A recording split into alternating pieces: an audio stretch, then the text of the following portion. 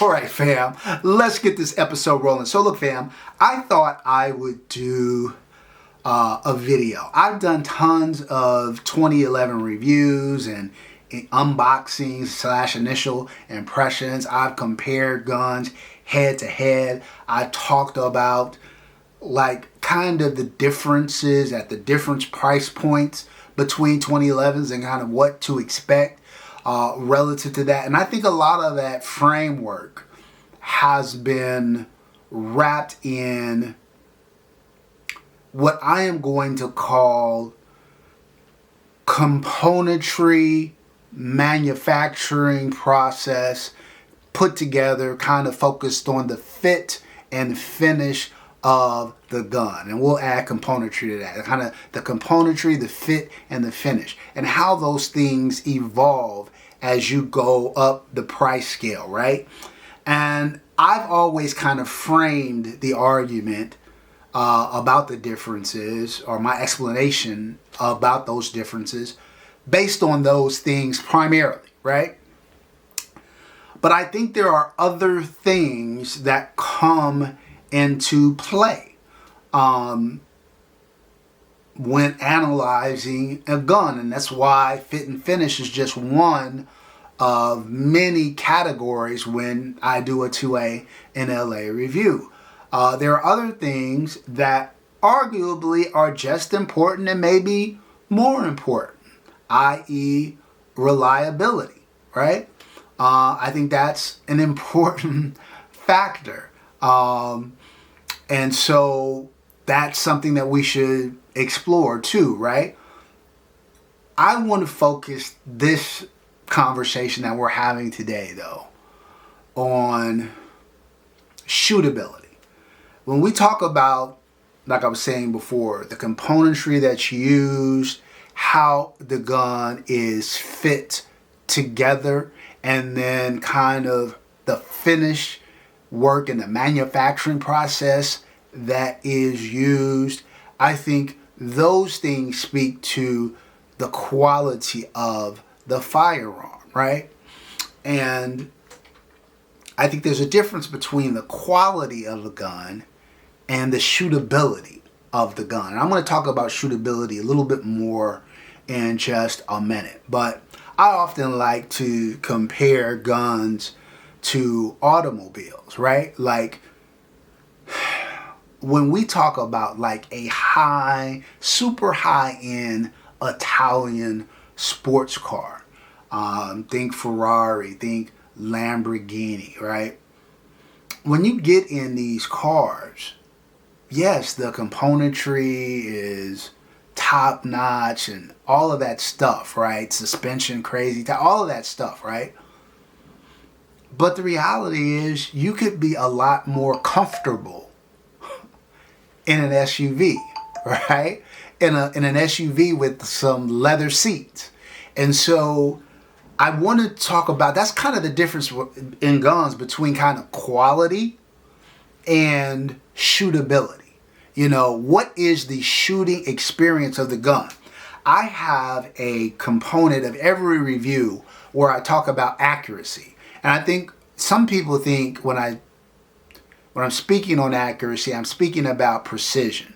Accuracy, generally speaking, means being able to place, you know, the bullets in a given area, right? Think all A-zone hits. Where precision is the ability to put the bullet exactly where you are trying to put it. And having a firearm that allows you to having a firearm that's accurate, firstly, and then let me say that a different way.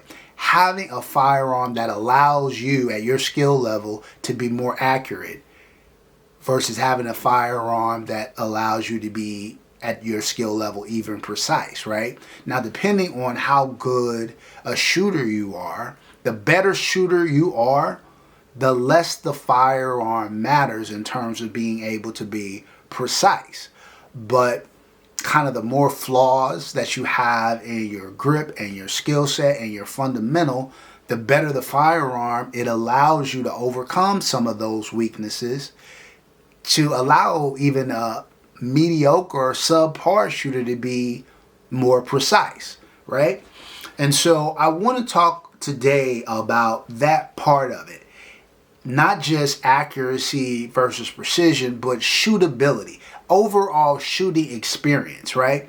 And this arises from a recent review I did of the Phoenix Trinity Honcho V2.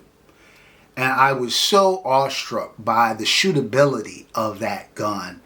I compared it to my Atlas Erebus, which I have said for a long time is one of the best shooting guns in my collection. In my opinion, one of the best shooting guns money can buy. And when I compared those two side by side, I said, look, the Atlas is better than the Honcho in every way imaginable. It's a better grip. It's better coating. It's better fit and finish. It's got a better trigger. It's smoother shooting, right? Everything about that gun is better, except because the Honcho has those dual ports, the shooting experience, in my opinion, is better than the Erebus. The overall shootability of the gun is better. And so that led me to think that most of my conversations previously, like I said, have evolved around more quality of the firearm. Again, the quality of the componentry that's being used, the quality of the coating that's being used, the quality of the manufacturing, what's the grit level, how much polishing, internal polishing is being done after the fact, right? That manufacturing process, right? Most of my conversation has been focused on that because I think that is what drives quality, and oftentimes quality is what drives price. But that is different than shootability and shooting experience, right? So I thought we'd try to have a conversation where we framed that out. We looked at the different price points and we kind of discussed the differences between a shootability perspective. So to do that, I brought out some of my good friends. I brought out my Springfield Prodigy 4 1/4, upgraded by DSC Gunworks. I brought out my Jacob Gray TWC9 Covert Limited Edition and ported. I brought out my Race City Defense RC9, also ported. I brought out my Fowler Vanta 9, ported with the Valentine grip. And last but not least, I brought out my Infinity Baby Monster. All right, fam, so look, the reason why I bought these guns out is because I think we've kind of got most of the different price points that you're going to see 2011 prices at represented. The Springfield Prodigy represents that kind of $1,500 or less budget 2011 range. The TWC9 kind of represents that next tier of 2011. That's where you see the staccato Ps, the Cs, the staccato C2s, the CSs, the Jacob Gray, the Masterpiece Arms, and those guns, right? The Race City Defense RC9 kind of represents that the lower end of that mid tier where guns range kind of 4,000 to, let's say, 6,000, right? The Fowler Vanta 9 kind of represents that lower end, the higher end, either if you want to look at it as a higher end of the mid tier or the lower end of the top tier, but that $6,000 gun, right? And then the Infinity kind of represents those pinnacle guns. I could have brought out my Rafferty or my Hayes or my Venom or my Erebus, my Atlas Erebus, to represent that top tier. Now, if I were talking about these guns, I would really traditionally be talking about the quality. But today we're here to talk about the differences that the price points bring to the table in shootability. I think the value and the point that my overlying thesis is that I think the quality is what drives the price. But shootability is, to most people, I would think, as important, if not more important, than price. So again, this arises from somebody asking me, what's the difference between a Prodigy and an Infinity, right? What's the difference between these two guns? This gun is $1,500 out of the box, and this gun is $9,000 to $10,000 out of the box. What's the difference, right? If this were a quality discussion, I would be talking about, again, the componentry that's in the Infinity. I would be talking about the coating that's used. I'd be talking about the quality of the manufacturing process. I would be speaking to the style that goes into the gun. But again, if I'm not talking about that, most people don't get it. Most people don't even get those subtle differences, right? There's no doubt when you pick up this and put it in your hands, and you pick up a Springfield Prodigy and put it right away, you're going to be able to tell the difference in the quality, right? But when you ask me, a lot of times people ask, well, is it worth it? Is it worth $8 more grand than this gun?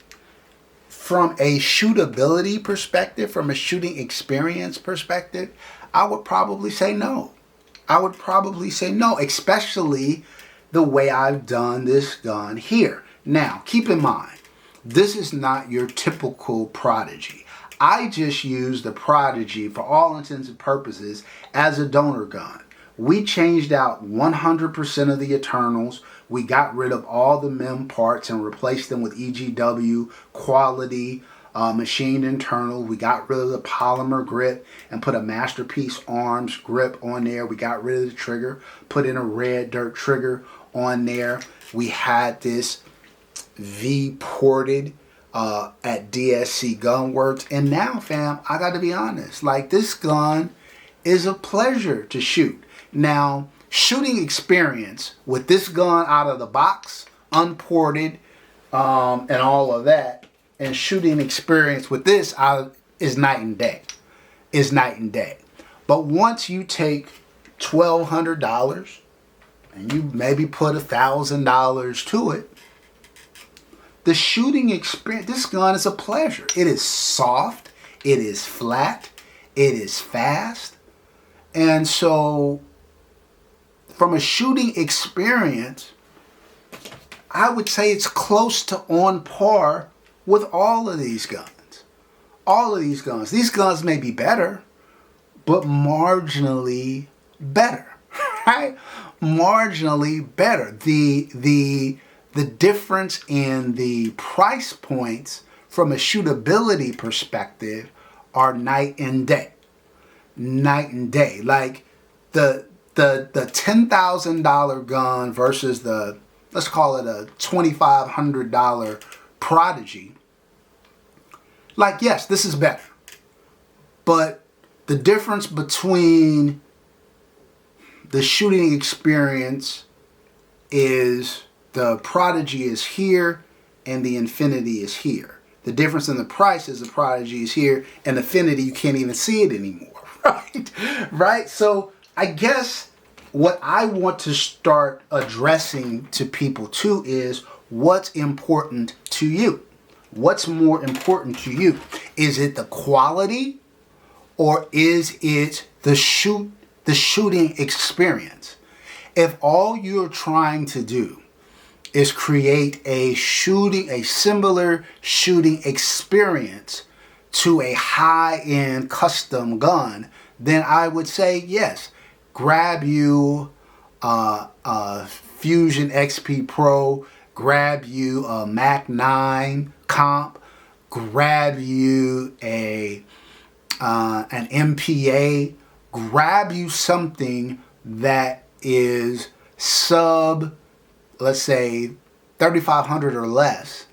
And hopefully the more expensive the gun, the less you have to do to it. If you're at kind of that $1,500 or less, plan on putting about $1,000 into it. If you're kind of 2,500 to 3,000, probably don't need to do as much to the gun. Likely get it ported or compensated, change out some of the internals. And then you will get a comparable shooting experience. Now, look, a lot of things about having better quality, right? Say the Fowler Vantanae. If you have a better quality gun, this gun is going to far outlast a Springfield Prodigy out of the box. It just is. It's going to outlast all of those entry level guns. It's going to perform better. It's going to give you a better shooting experience, and it's going to outlast them. But here is the facts of the matter, fam.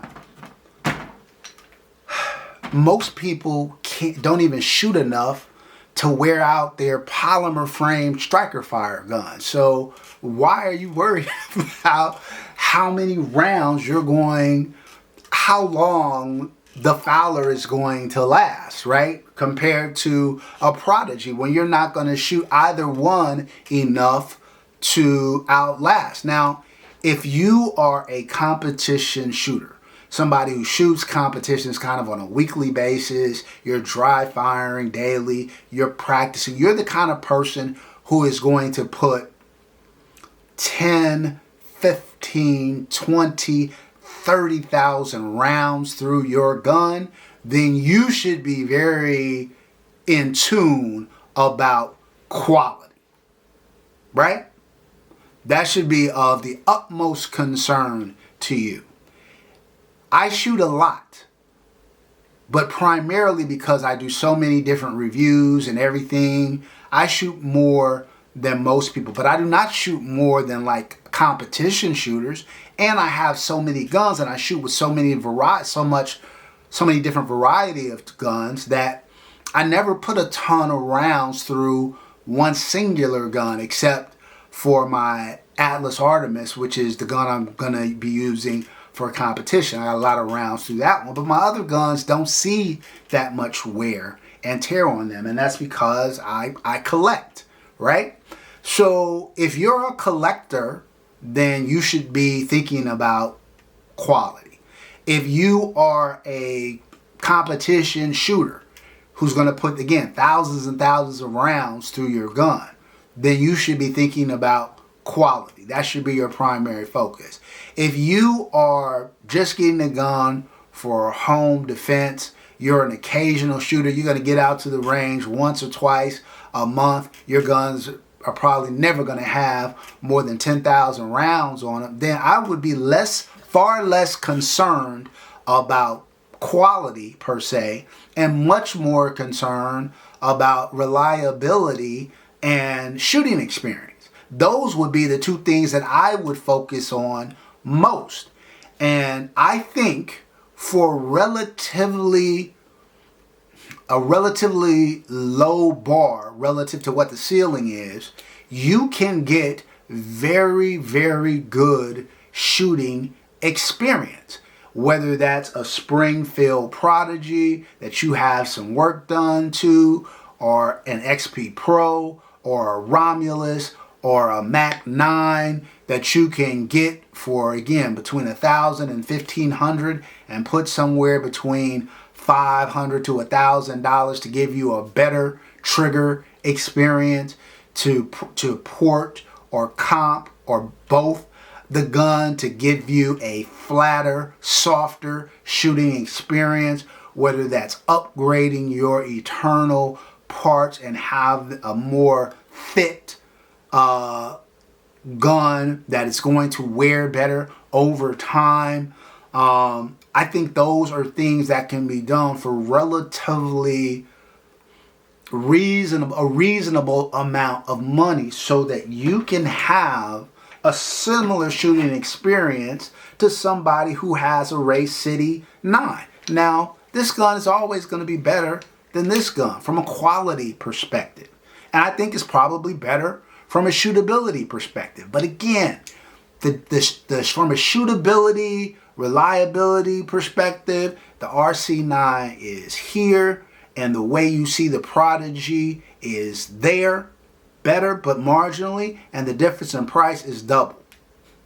It's double. So what you got to ask yourself is, what's important to me? What is my use case? If you want something, if you want a collector's piece as that is, top notch, have that one gun in your collection that shuts everything down from a quality perspective, then you want to look at some of these higher end guns. If you are looking for your competition gun and this thing has got to last you the next 10 years, right? And you're going to be running thousands and thousands and thousands and thousands of rounds through it every single year, right? Probably a 1,000 to 2,000 rounds a week through it, then you should be looking at one of these higher end guns, because you want something that's going to stand the test of time, right? So I would be thinking about that, or get a lower end gun and just know you're going to have to be recycling and replacing either parts or the gun as a whole, right? So I think it just depends on what. But if that's not you, if I did not describe you, if you are the range guy, I'm gonna go to the range once a week, maybe, probably more like every other week. I'm gonna put a couple hundred rounds through it when I go to the range. Maybe only 100 rounds through it when I'm going to indoor rounds, just stationary shooting, right? Maybe I'll do an occasional range day with the fellas kind of thing, right? Maybe I'll take an occasional class. Then you don't necessarily need that. You don't need all of that. Get you a gun that will give you a similar shooting experience, similar shootability for a fraction of the cost.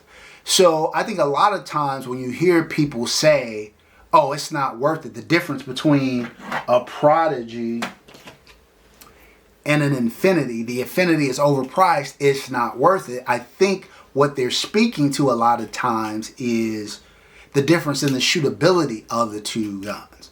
Like, if you're a good shooter, you can shoot bullseyes all day with a Prodigy the same way you can shoot bullseye all day with an Infinity. And so you can certainly train your way to be as accurate. Now, if you're not as good a shooter, this gun is going to be easier for you to achieve higher levels than this gun. But you can certainly get this gun to, like it is now, to where it's close, where it's in striking distance for, again, a fraction of the price. And so I think, fam, I wanted to have that discussion. I think a lot of times when people say there's not a big difference, they're talking about shooting experience, shootability of the gun. And from that perspective, from that narrow window, I think price becomes quality, I should say, becomes far less important.